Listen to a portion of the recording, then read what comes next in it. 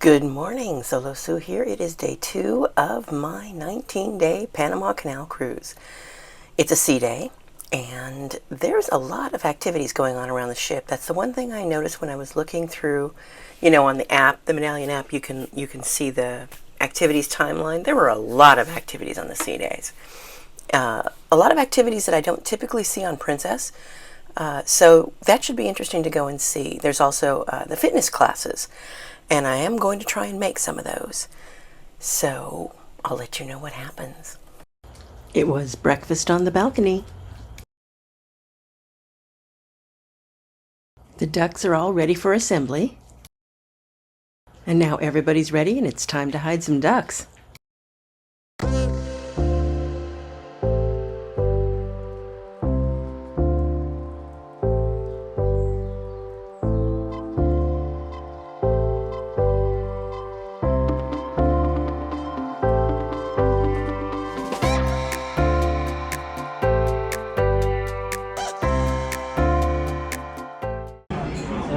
Fruit cake, chocolate cake. This one is strawberry, pistachio, and banana. I think the pistachio, please. Can you tell me what you have? I'm videotaping. I'm not taking a picture. Well, that's why I said we have a fruit tartar, we have a brownie, we have a chocolate, and we have vanilla. What do you like? We have vegetarian, risola, cheese, mozzarella, tuna. We have cheese again. We have vegetarian. Scones, yes.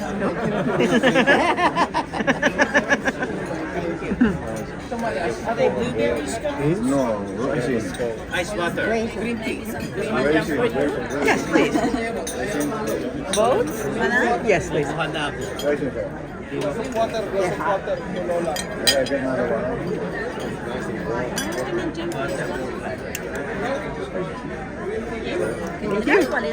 That's good. All right, so our first port of call in a couple of days' time will be Mazatlan, okay? And that, of course, is part of Mexico. Now, on this map of Mexico, you can see exactly where Mazatlan is. I've marked it with the square. So it's just tucked in behind the Baja Peninsula.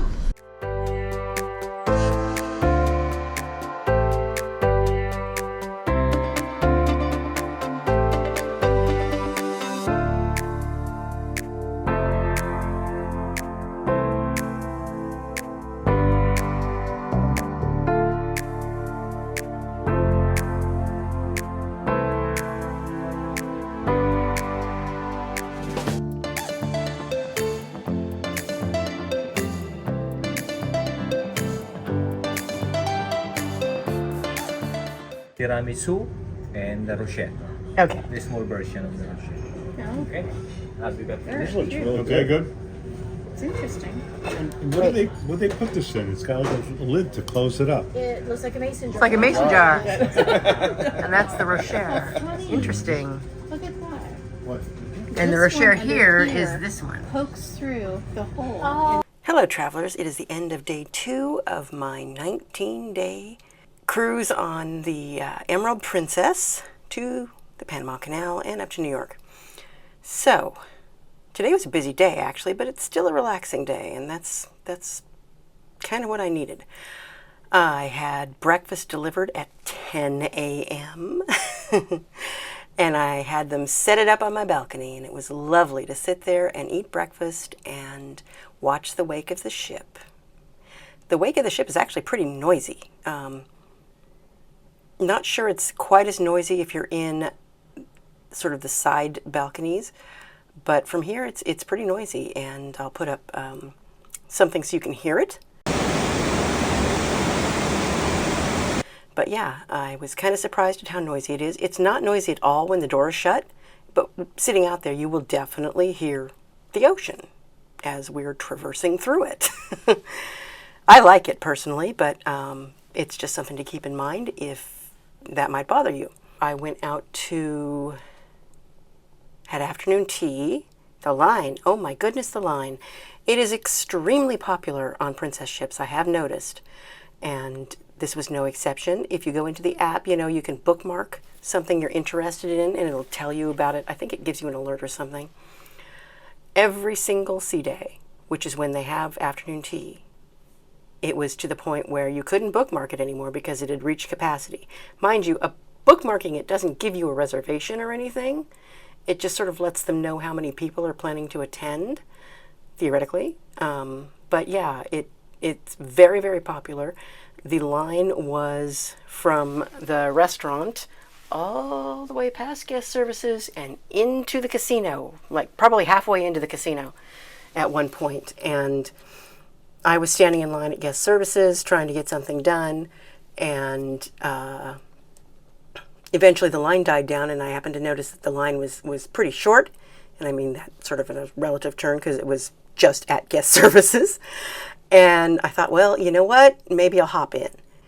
And it still took like 20 minutes to get in. And you walk into the dining room, there's tons of open tables, tons of them. They could have cleared that line in a heartbeat. And we were talking to each other saying, why didn't they just clear the line? They could have, you know, seated everybody and had done with it. It's probably a capacity issue. It's probably, you know, they don't have enough people to serve that many people. But I don't know. It frustrates a lot of people. A lot of people leave the line because it's so long.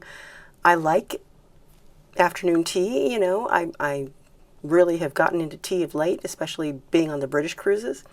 But one of the things you can do as an elite passenger is you can have them do afternoon tea in your stateroom. And I'm going to look into doing that instead because I don't want to stand in that line again. After tea, I went to the solo and singles meetup, which is not hosted by the cruise line. So it was in the Wheelhouse Bar, and when I walked in, they were already they were still in the middle of the military appreciation, and the Wheelhouse Bar is kind of L-shaped, and they were off over here, so I found a little area and kind of scoped it out that would be good for a number of people. And I've been to these solo things before, and especially if they're not hosted, they don't tend to be well attended. Boy, was this an exception. I think we had 25 people there easily. And yeah, it was good to meet a bunch of people who were on the cruise and not traveling with somebody else. And we made some plans for maybe a group of us going to the Crown Grill, and maybe doing some other activities together on the sea days. And we the solo meetup was only on the schedule in the app yesterday, which of course I forgot to go, and today, and it's not in the schedule anymore. And so we agreed as a group that we were going to turn up here at the same time.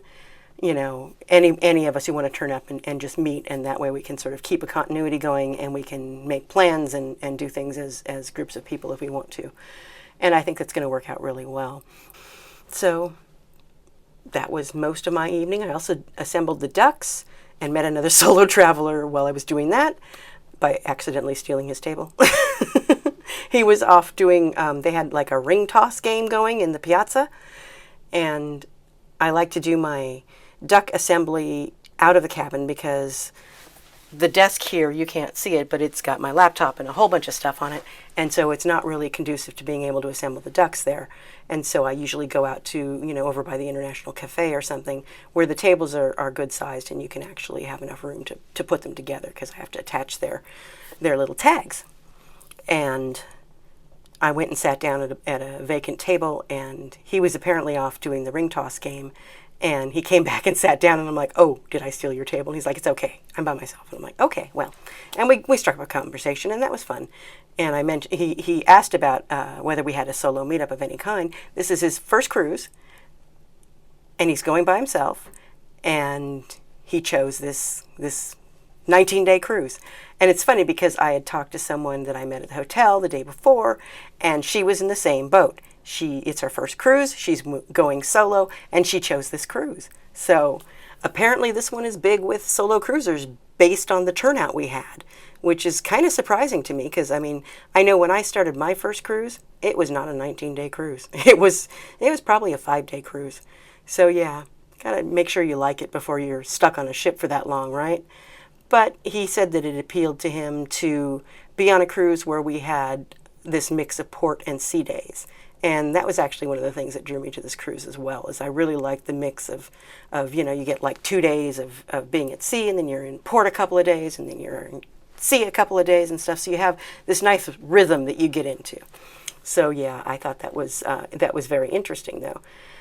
So anyway, tomorrow I have more ducks I need to hide. I have more activities to go to, and I will let you know what happens. So Lasu signing off.